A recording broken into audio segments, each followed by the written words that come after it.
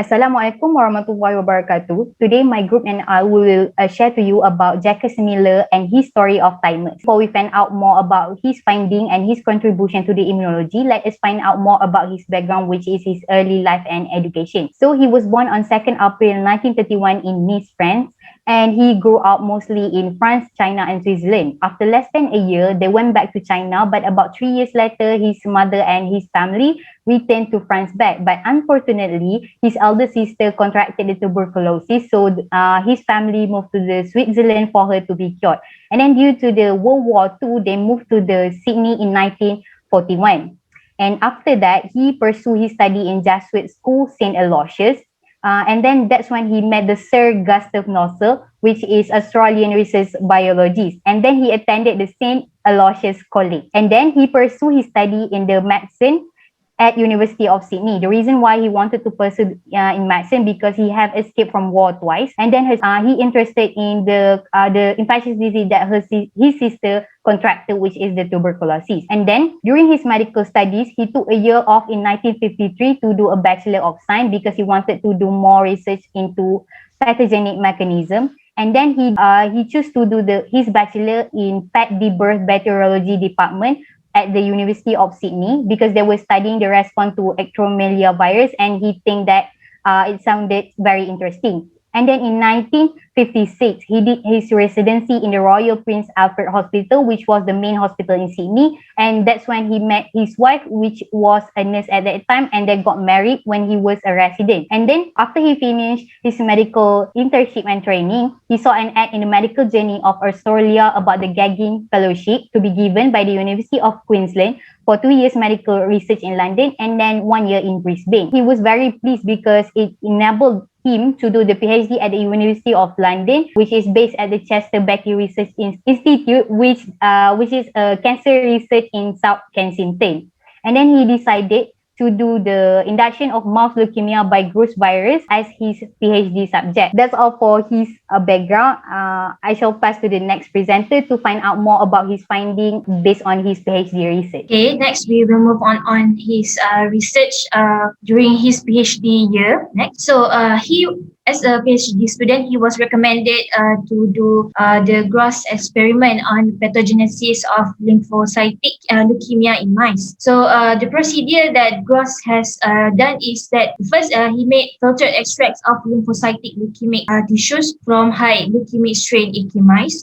Next, he injected the filtrate intraperitoneally into mice of the low leukemic strain, which is the C3H. And lastly, he observed the development of this disease, but only if the filtrate was injected into newborn C3H mice and not into adults. Next, so based on what he has done, so he inferred that based on the hints on the physiological origins of lymphocytic leukemia (LL) from the studies of numerous other investigators, the LL spontaneously arising in AK mice that was studied by Gross, and the leukemia were also shown to arise following ionizing irradiation in low leukemic strain C57BL mice, and following some chemical carcinogenic compounds in another low leukemic strain DBA2, which resulted in lymphocytic leukemia began in the thymus and then spread to other lymphoid tissues, and it could only be prevented by thymectomizing adult mice at 6 to 8 weeks of age.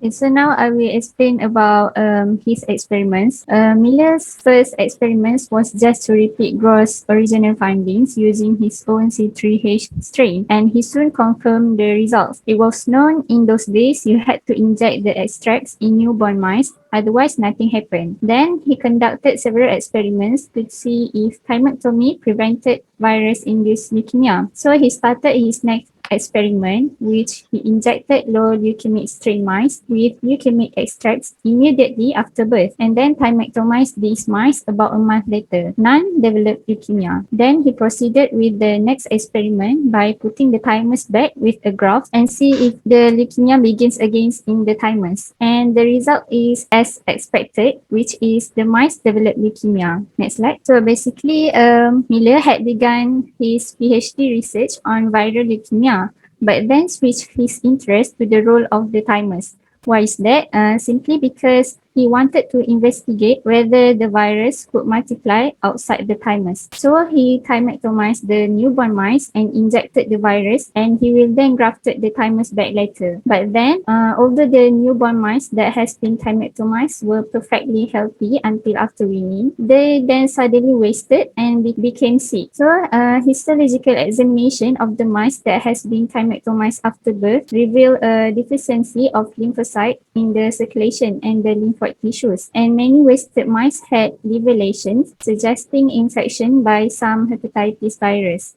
So clearly, his neonatally thymectomized mice have been immunodeficient, which cause for susceptibility to virus infections. Thus, Miller concluded that the thymus at birth may be essential to life because it is filled with lymphocytes. Without it, the baby mice could not fight the infections. The conclusion that Miller drew from his experiments was that the mice did not reject the allergenic skin. So this test was carried out to observe their immune competence. As we know, rejection of foreign skin grafts is associated with high inflammatory immune response, which can destroy the donor cells. But since the mice from Miller's experiments were already lacking in lymphocytes, the mice did not reject the allergenic skin. So what he concluded from this one is that thymus is responsible for the immunologically competent lymphocyte development. So now on to the discovery.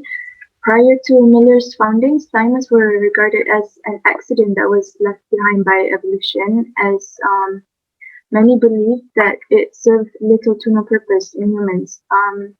Thymus was also seen as a graveyard for dying lymphocytes, which gives us an overall view on how people had perceived this organ, because at one point, thymus was thought to be the cause of death in infants with large thymus, because small thymus was thought to be normal. However, we later come to find out that Miller's experiments debunked the relationship between the size of thymus and infant mortality, because his research showed that thymus is largest in newborns, and then it progressively shrinks as we age. And in addition to that, he also discovered T cells, which we also now know that T cells have a totally different role and origin compared to B cells. So, for example, T cells aid in B cells in order to secrete antibodies. So yes, thymus does play a huge role in our immune system because they are a part of the antibody making as well as being involved in immunodeficiency, allergies, infections, inflammations, etc.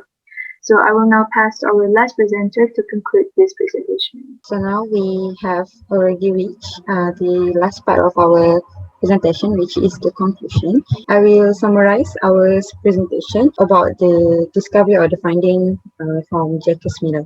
So it was all started when he did his research about the pathogenesis of lymphocytic leukemia in mice, which began in thymus, thus require him to study more on it. He first realized that thymus was not just a mere useless vestigial organ during one episode of his experiment, whereby mice that were thymectomized neonatally cannot survive compared to the thymectomized adult mice. Then he concluded in what he said that the thymus at birth may be essential to life. So after a few research, he suggested to immunologists that the thymus had an immune function, because when he neonatally thymectomized mice that were grafted with allergenic skin, none of the mice rejected the skin. After that, he discovered T cells, which formerly known as thymus-derived cells that originate in bone marrow, but continue to progress in thymus until mature. And subsequently, he also knew that about the collaboration or communication between T cells and B cells in initiating the production of antibody for the immune response. So as for the awards and honors that Jacques Miller has received, are these three. So to conclude our presentation, his discovery on the function of thymus creates a great impact to immunology, whereby researchers started to help work out on the details of the pathway, cell types, molecules, and so on, to figure out the whole concept of the immune system that we are learning now. So most importantly, his finding has developed another branch of immunology, which is immunotherapy, that is crucial, especially for oncology. I think that is all from us. Thank you for listening. Assalamualaikum warahmatullahi wabarakatuh.